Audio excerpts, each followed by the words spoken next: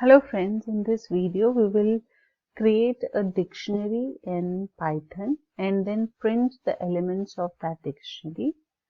Basically, we will create a composite data type in Python in which we have the name and the marks pairs. We have to include it in the curly brackets, and if it is textual data, it must be enclosed in bracket quotes. So here we have the data like Arjun, and they have scored 20 marks in AI. Then there is Geeta who has scored 30 marks. There is Radha who has scored 25 marks. And the output that we expect is Arjun scored 20 marks, Geeta scored 30 marks, and Radha scored 25 marks.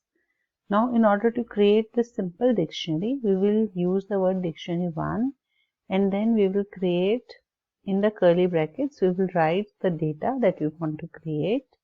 And then for key comma value in the dictionary.items, we will print the key scored value marks.